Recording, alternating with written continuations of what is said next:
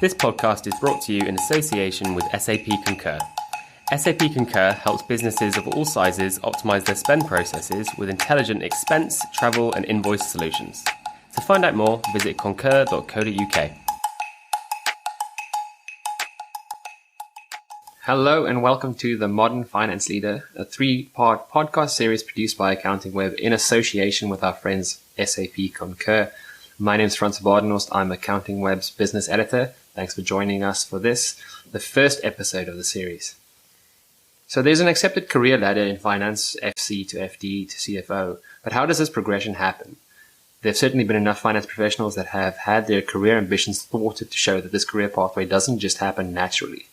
So what can you do to engineer your path upwards and perhaps even eventually swap the F in CFO for an E to reach the zenith of the career ladder as CEO? To discuss today's topic, we've got an illustrious set of guests here with me that I'll introduce to you now. So sitting across from me, I've got Angus Millage, who is SAP Concur Sales Director. And Angus, I believe you actually got a dark past as an accountant. That's right, Francois. Yeah. I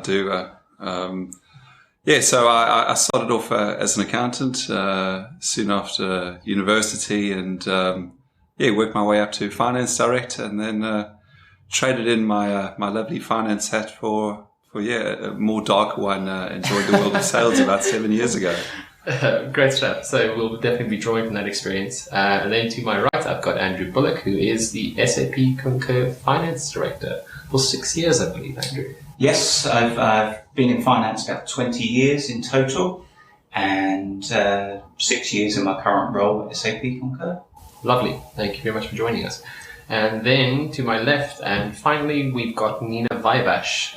Nina has held finance roles at Southeast Water and Christian Dior, and she eventually rose all the way to CEO at Bellis Jones Hill Group. So she's actually managed that final step in the career ladder. She now works as an executive coach with a specific focus on helping CFOs become business leaders. Hi, Nina. Hi, good morning. And thank you for joining us as well. So, guys, I guess we'll just jump straight into it. Maybe we'll start with you, Nina. Since you've done the whole career ladder now, pretty much, how natural is that progression? Like, how much of it was a sort of conscious effort for you to kind of change your skills and to constantly learn? Quite a lot of it was conscious effort, actually. Sparked by interest in the wider organisation from very early on in my finance career. I had a moment I was working for an oil exploration company, and it was the Piper Alpha disaster.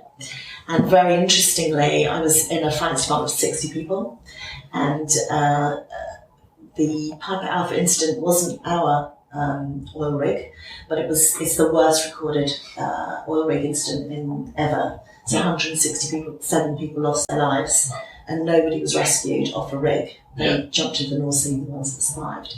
And through that, we were speaking to people in the oil industry at our stations in Aberdeen and Great Yarmouth, and they were involved in the rescue effort.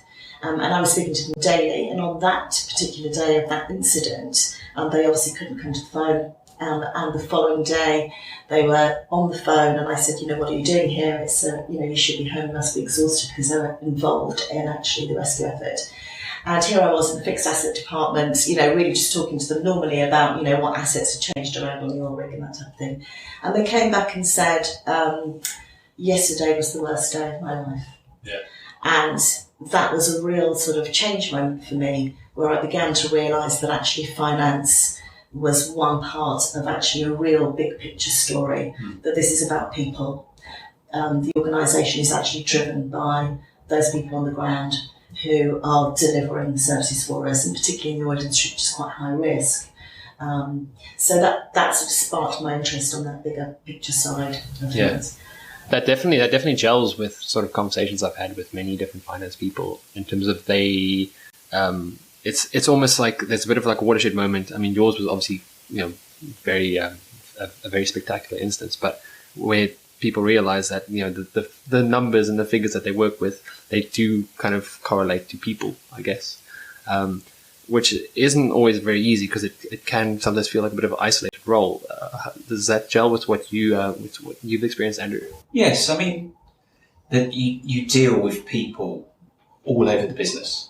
So you need to have an understanding of who people are, what roles they do, and be able to have empathy with them, be able to understand where they're coming from in certain situations.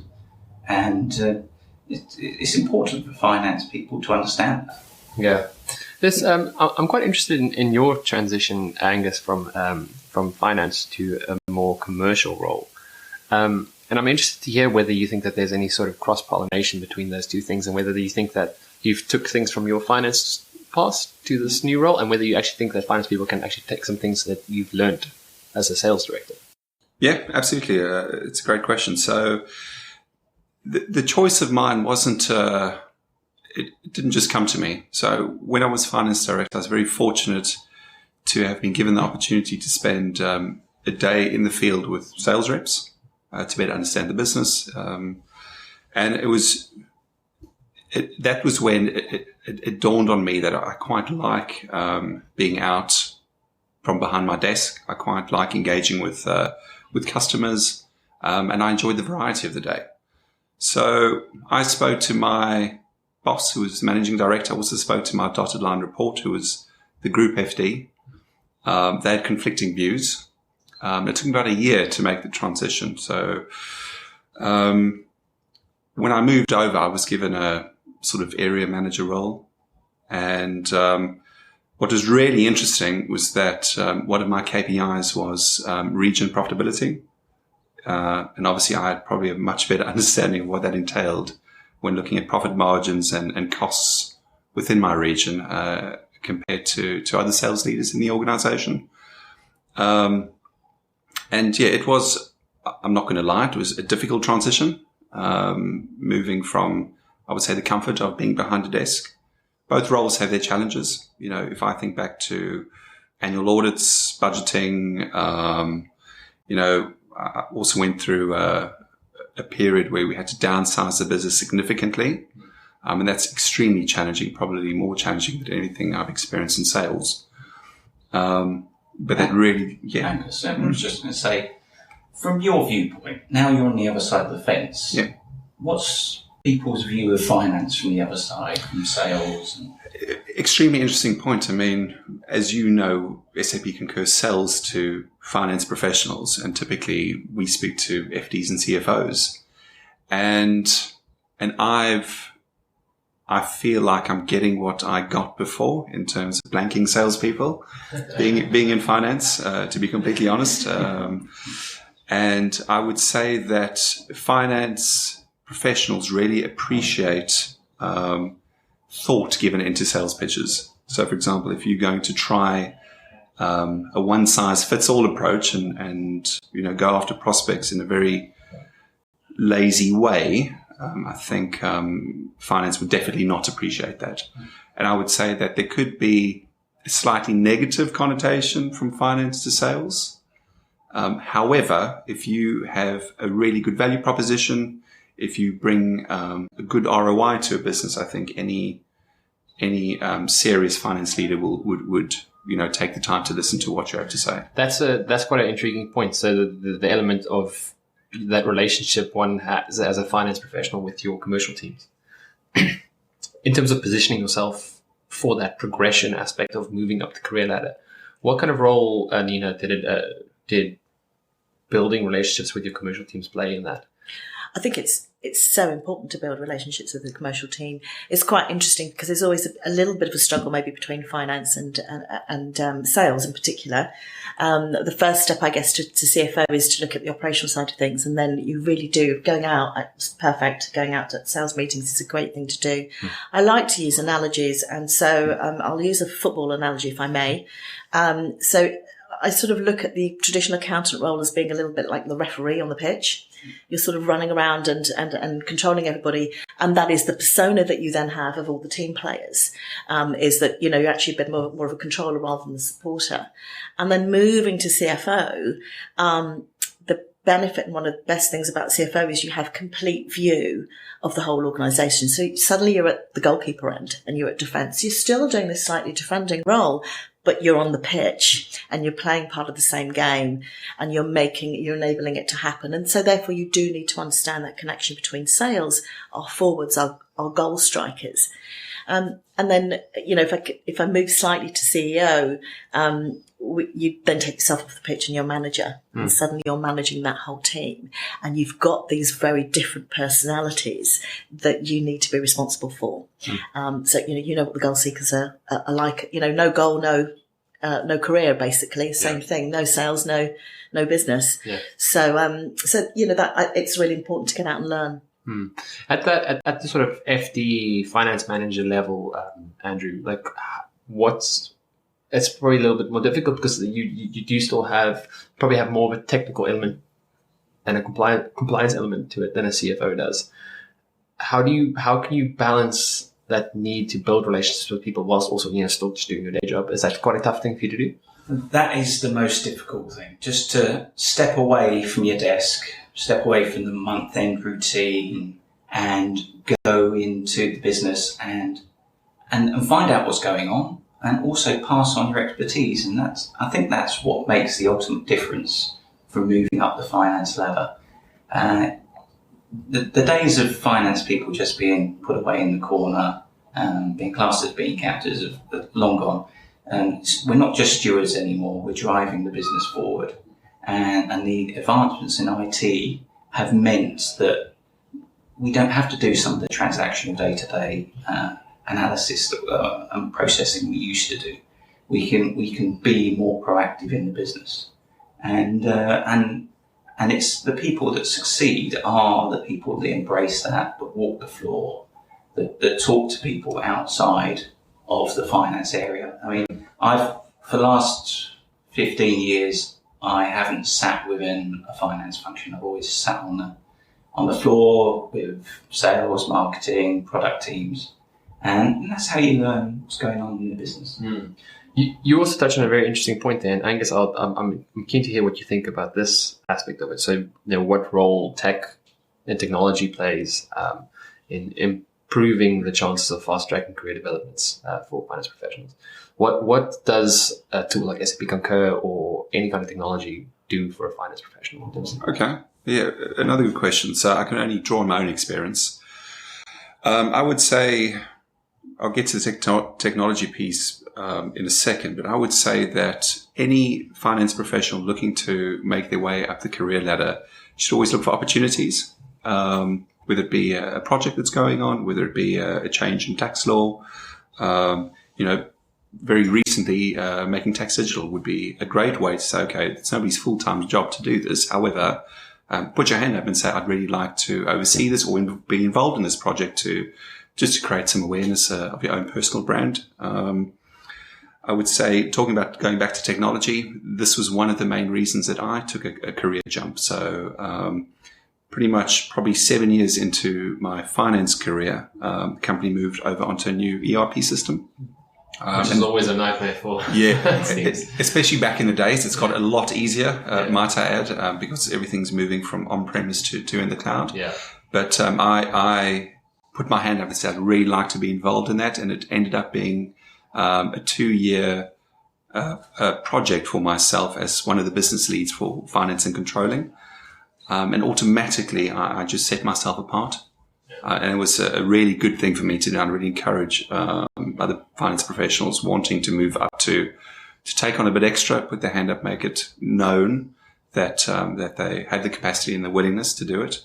And then just regarding technology to make things easier, I've also, as a finance director, had the opportunity to implement an invoice management solution, which was a great way to improve efficiencies and compliance, and it really did create a lot of new opportunities for my team to train in different areas like accounts receivable, I suppose stock control. You kind of you become involved with all kinds of different areas of the business suddenly because it affects everyone. Yeah. and you become known to people, which I think is, like you say, is That's such right. a critical part, as not just being this kind of removed entity that just does the numbers. Absolutely. And it doesn't just apply to finance. If you look at the HR world or the payroll world, things like gender gap reporting, never used to be a thing. And, thankfully in the last couple of years, it has become a thing. And it's always look out for things that are changing and put your hand up and ask for those opportunities, because, the leaders and the people responsible for supporting your career development wouldn't know unless you ask. So it's always important to be vocal in terms of how you want to grow. Angus makes a good point there. Finance people should get involved in projects, not necessarily the finance projects, but just be part of a team that have the stakeholders involved in the project and help try and influence it. Finance people, I think as a whole, don't realise what skill base they have and how they can push a project forward or push the business forward in the right direction. Very interesting. Yeah, I was going to add to that, actually. Brilliant points. And what's really interesting about finance people is that we are brought up to have lots of rules and lots of structures. We know statutory accounts, there's certain layouts for everything. Tax has to be done in certain ways. And so we're very left brain thinkers. And what's really interesting is that if you want to move into the sales side of things, you need to start developing that right brain thinking. So going in for those projects and, getting involved with the sales team, you start to practice using your right brain skills a little bit more. And you change that persona then a little bit more. So being in touch again with your creative side, because you do have it, we're creative outside of the workplace, but in the workplace, we tend to be a little bit regimented. We write lots of lists, and you won't find salespeople and people in that sort of environment writing lists. They don't have quite so many rules. Yeah. Nina, you've made a very interesting jump in your career from CFO to CEO. Which is obviously a very kind of rarefied area to be in. So I'd be interested to know, like, that transition. Which CFO skills do you think are transferable to CEO role? I.e., why do CFOs make good CEOs, and why do you think that's a realistic career prospect for finance people? Sure. I think it's a great opportunity for finance people because, as I mentioned a little bit about the football analogy, that finance is the one area of the business that actually has the ability to look at the whole of the business, from sales to expenses, all the way across. So actually you already know the business quite a lot. And a lot of the skills that CFOs and CEOs require, such as, just professionalism, communication, understanding, analysing information, are just second nature to you.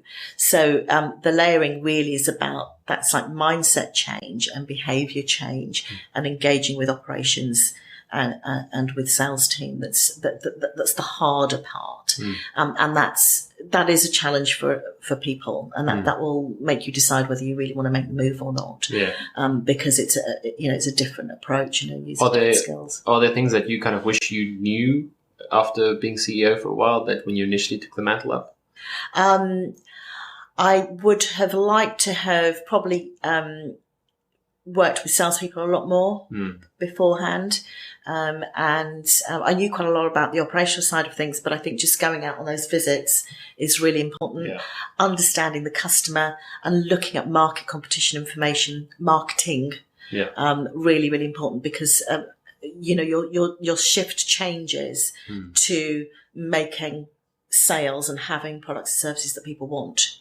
And actually finance do a really good job of looking after the finances, and you almost don't worry about those, particularly if you've got a good CFO. I think that ties everything up quite neatly in terms of what we were saying here, and how you kind of lay the groundwork for making eventually a jump even to CEO. And there's like early days, even at like an FD level, at an FC level, at a CFO level, by, like you say, getting involved in projects, meeting with market people, speaking to salespeople, and it seems to me like that eventually would pay off, especially if you get to like a very high level company. Very interesting stuff. So I guess we are closing in on the end of the podcast, but I'd like to thank my three guests here, Nina, Angus, and Andrew. Thank you very much for joining me, guys. I've been Francois Bardenost, and this is just the first episode in the series, so do keep an eye out for the other two, and enjoy and have a good day. Goodbye. This podcast is brought to you in association with SAP Concur. SAP Concur helps businesses of all sizes optimize their spend processes with intelligent expense, travel, and invoice solutions. To find out more, visit concur.co.uk.